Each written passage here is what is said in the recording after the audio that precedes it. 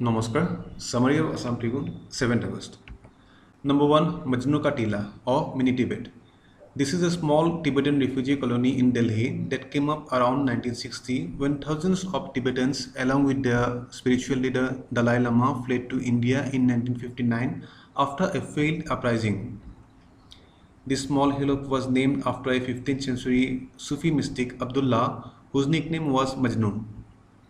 It is said that Majnu also met Guru Nanak Dev, the first Sikh Guru who stayed in the hillock for some time, being impressed with Majnu's devotion to God and service to mankind. Later in 1783, Sikh leader Baghel Singh Dhaliwal constructed a Gurudwara at the hillock to commemorate the first Sikh Guru's stay there. Number 2. Hiroshima and Nagasaki. In 1945, the USA dropped atomic bombs on Hiroshima and Nagasaki on 6th and 9th August respectively. This was the first and only instance of the uses of nuclear weapons in the world. The bomb dropped on Hiroshima was nicknamed Little Boy, which was a uranium gun-type bomb, whereas the one dropped at Nagasaki was nicknamed Fat Man, which was a plutonium implosion-type bomb.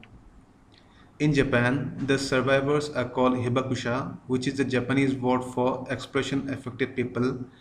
There is about 650,000 hibakusha recognized by the government.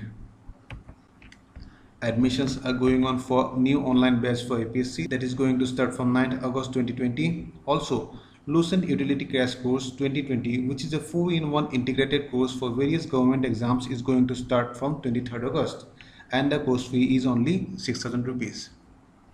Number 3. Georgia. Georgia is a country in the Eurasia region. It is bordered by Russia to the north, Azerbaijan to the southeast, Armenia and Turkey to the south, and Black Sea to the east. Georgia was a part of the Soviet Union until 1991. The country has a strained relationship with Russia over the disputed territory of Abkhazia and South Ossetia. Its capital is Tbilisi and currency is lari. Number 4. NDRF. The National Disaster Response Force is a specialized disaster response force constituted under the Disaster Management Act of 2005. It works under the National Disaster Management Authority, the apex body for disaster management in India. The Prime Minister of India is the chairman of NDMA, and the headquarters is at New Delhi. Number 5. Earth Day Network. The Earth Day Network is a not-for-profit organization that leads Earth Day worldwide. Earth Day is observed every year on April 22nd to increase the awareness among common public about conservation of environment. It was first observed in 1970. The main office is located at Washington DC in USA. Number 6. NEDFI. The Northeastern Development Finance Corporation Limited is a public limited company registered under the Companies Act of 1956 on 9 August 1995. It was registered as a non-banking financial corporation with the RBI in 2002. NEDFI provides financial assistance to MSME and large enterprises for setting up industrial infrastructure projects in the Northeast India and also microfinance through microfinance institutions and NGOs. Number 7. Ammonium nitrate. The catastrophic explosion at Beirut on August 4 was caused by over 2,700 tons of ammonium nitrate kept at storage for over 6 years. Ammonium nitrate is a white crystalline chemical which is soluble in water. Pure ammonium nitrate is not explosive on its own. However, when mixed with ingredients like fuel or some other contaminants, or because of some external factors, it can be very explosive. Number 8. Rohtang Tunnel. Rohtang Tunnel, when completed, will be the longest tunnel above the height of 10,000 feet in the world with its length of 8.8 km. During winters, heavy snowfall in the Rohtang Pass cuts off the villages in Lahaul Spiti of Himachal Pradesh from the rest of the country. The Rohtang Tunnel will give all-weather connectivity to the region.